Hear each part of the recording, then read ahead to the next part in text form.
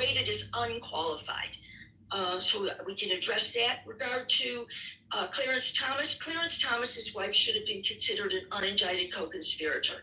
It's not about the Federalist Society. She got $600,000 from the Heritage Foundation, and he did. I apologize. It was the Heritage Foundation, not the Federalist Society. And all conservative judges are members of the Federal Society, and are recommended by the Federalist Society. And she was somebody who actively did emails. She contacted people. She contacted and wrote emails and said, "You must stop this deal." She was very actively involved. So that is a major conflict. And he did not. There was one case that he did not recuse himself from. He was the only judge who said that the National Archives should not be, or that the court was not entitled to just read all the emails. He was the only judge. It was unanimous other than him. So he never has removed himself, and he never will. So that's that. But most important is all this judge did, he did a temporary injunction. It harmed nobody. It only harmed Trump politically because he said, "I'm going to do this," to his followers. "I'm going to do this." They were in custody. Everybody is entitled, whether we like it or not. They are entitled to hear a judge who has to hear the merits of the case.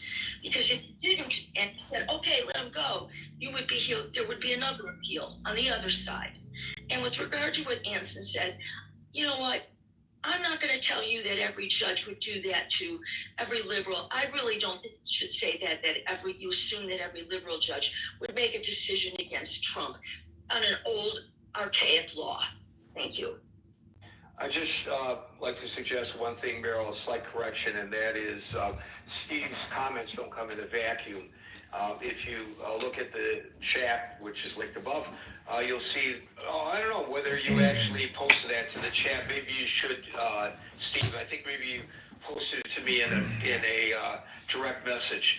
But there's an article published that accuses the judge of a conflict of interest. Whether that is valid or not, the argument is beside the point. The bigger point is, I don't think Steve is alone, Steve Wee, in believing that.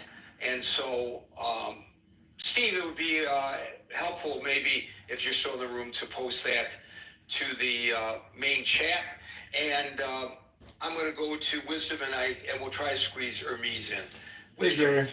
Hey, I'm at usdebtclock.org. I'm looking at 43 million food stamp recipients. There's 23 million millionaires. There's 704,000 homeless, which seems really low to me. It says there's 37.5 million Americans living in poverty. The total, they changed it a little bit. But listen, the wealth per citizen is 493,000. The stock market value is 50 trillion. Land market value, 24 trillion. Real estate, 74 trillion. We're an extremely wealthy nation. But when you look at Doge and you see the contracts and the waste that are being spent at the federal government, I'm on Doge on X right now. 18 hours ago. That's not what we're talking about. Can you answer the title and ring, bro? We're not talking about Doge today. Everyone had their moment here to speak. If you're not going to let me talk, I mean, I voted for Trump twice. I'm a Republican. I'm primarying a Republican rhino. If you don't want to let me speak, you're not the super mod. This is Gary's room. He's very tough but fair. Well, Marshall is correct. We're talking about the president's allegation that federal judges are going too far. And if what you're saying leads into that, that's great, but it doesn't sound like it is, and we are short on It is. Okay, well, let me just finish. What I really wanted to read were a few politics and power maxims and aphorisms to give you food for thought. No.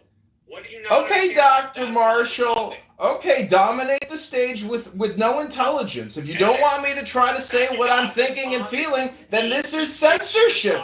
You're a fake Republican, Rhino Marshall. You're a fake. Boom. That's how it goes down. We're primarying the rhinos here. Primary them all.